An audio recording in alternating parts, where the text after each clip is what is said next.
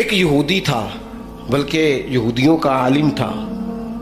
اس نے ایک دن حضرت بلال حبشی سے کہا کہ مجھے پتہ چلا ہے کہ آپ حضور کے مہمانوں کے لیے سارے بندوبست کرتے ہیں اور بعض اوقات آپ قرض بھی لیتے ہیں، تو میرے پاس کچھ اضافی پیسے پڑے ہوتے ہیں، مجھ سے قرضہ لے لینا. حضرت بلال نے کہا ٹھیک ہے، قرضہ اس سے لے لیا. ایک مقررہ میعاد، ایک وعدہ اس کے ساتھ طے ہو گیا. سیدنا بلال حبشی رضی اللہ تعالیٰ عنہ نے وہ پیسے لا کے مہمانوں پر خرچ کر دیے. ابھی اس وعدے میں نا پیسے لوٹانے میں کچھ دن باقی تھے.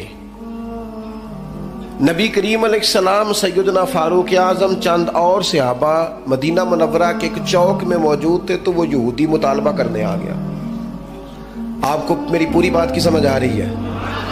یعنی ابھی جو معاہدہ ہے، جو طے شدہ تاریخ ہے، اس میں دن باقی ہیں. اس نے آ کے کہا میرے پیسے دیں.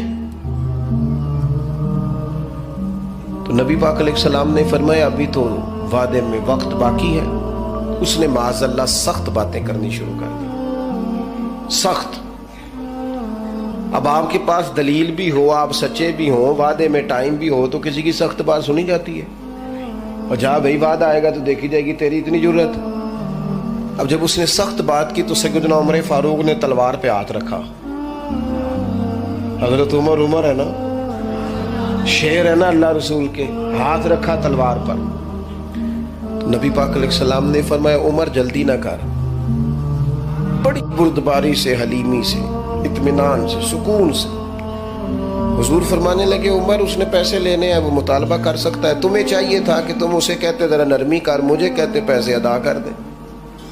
حضور فرمانے لگے اب اس طرح کرو، اس کے ساتھ جاؤ، فلاں جگہ کھجوریں پڑی ہیں، جتنا اس کا قرض ہے اتنی کھجوریں تول کے دے دو، اور یہ جو تم نے تلوار پہ ہاتھ رکھا ہے نا، اسے ڈرایا ہے، تھوڑی کھجوریں زیادہ بھی دے دینا. آپ کا بردبار ہونا، حلیم الطبع ہونا، مزاج میں ٹھہراؤ ہونا، سکون ہونا، یہ بڑا بندے کو نا وفادار بنا دیتا ہے. آپ ہر شخص کے لیول پہ اتر کر جھگڑا نہ کریں. میں نے دیکھا ہے سیانا بیانا آدمی بچوں کے ساتھ بحث کر رہے ہیں، سمجھدار آدمی ہو کے ایک نادان سے گفتگو کر رہا ہے. میں نے شاید پہلے بھی آپ سے کہا تھا کہ میرا ایک فتویٰ ہے، اس سے اختلاف بھی کیا جا سکتا ہے. میرا فتویٰ یہ ہے کہ میاں بیوی کے جھگڑے میں اکثر قصور میاں صاحب کا ہوتا ہے. ہو گئے ہونا ناراض، لگ پہ ہونا پورا نا. ہاں میں نے پتا سی یہ جتنے ہی فتویٰ دیتے ہیں اتنے ہی حال ہویا ہے. میاں بیوی کے جھگڑے میں نا زیادہ تر غلطی میاں صاحب کی ہوتی ہے. کیوں بھلا؟ اس لیے کہ عورت بیچاری کی عقل ناقص ہے، اس کی آدھی ہے. وہ پورا سوچنا بھی چاہے تو شعوری طاقت اتنی بلند نہیں. تو میاں صاحب کی تو پوری ہے نا، تو پھر جھگڑا ختم کس نے کرنا تھا؟ تو جی میاں صاحب آکن تینوں آج ٹھیک کر کے ہی چھٹ رہے، تو یہ تو غلط بات ہے نا بھائی. آپ یہ دیکھیں کہ اللہ تبارک و تعالیٰ نے مرد کو عورت پر افسر بنایا ہے. آپ کو چاہیے تھا آپ کا حوصلہ بھی بڑا ہوتا، آپ دلیر ہوتے، بڑی ساری غلطیاں درگزر کرتے، محبت کا لہجہ اختیار کرتے. آپ کو یہ حق حاصل نہیں تھا کہ آپ بے جا سختی کرتے. آپ کی توجہ ہے میری بات پر؟ نبی پاک صلی اللہ تعالی علیہ وسلم نے کمال بردباری کے ساتھ فرمایا کچھ زیادہ بھی. حضرت عمر ساتھ لے گئے، کھجوریں تول تول کے دی. حضرت عمر کہتے ہیں اب حضور کا حکم تھا، تھوڑی زیادہ بھی دی.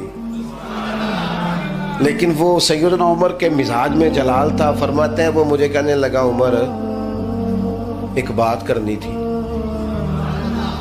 کہتے ہیں مجھے غصہ تھا، میں اس کو پر نرمی کر ہی نہیں رہا تھا. میں نے کہا جی کیا بات کرنی تھی؟ کھجوریں لیں جائیں، آپ کا کام ہو گیا. کہتے ہیں وہ کہنے لگا عمر میرے دوست میرے اوپر سختی نہ کر، میرا مسئلہ سمجھ. میں نے کہا وہ کیا؟ کہنے لگا میں یہودیوں کا عالم ہوں، تورات جانتا ہوں.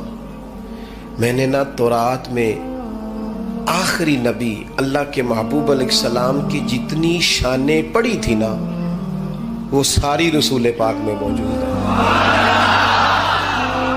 ایک شان میں نے یہ حضور کی پڑھی تھی کہ وہ بڑے حلیم ہوں گے، بڑے بردبار ہوں گے، ان کے مزاج میں کمال حوصلہ ہوگا، اور جتنا جتنا کوئی جہالت کرتا جائے گا محبوب کی بردباری اتنی بڑھتی جائے گی.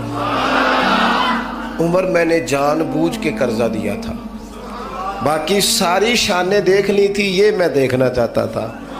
میں نے قرضہ بھی جان بوجھ کے دیا، وقت سے پہلے بھی جان بوجھ کے آیا، سخت باتیں بھی معاذ اللہ کی، لیکن جب رسول پاک صلی اللہ علیہ وسلم کی بردباری، حوصلہ اور وفاداری دیکھی تو عمر اب تو مہربانی کرنا، مجھے لے چلنا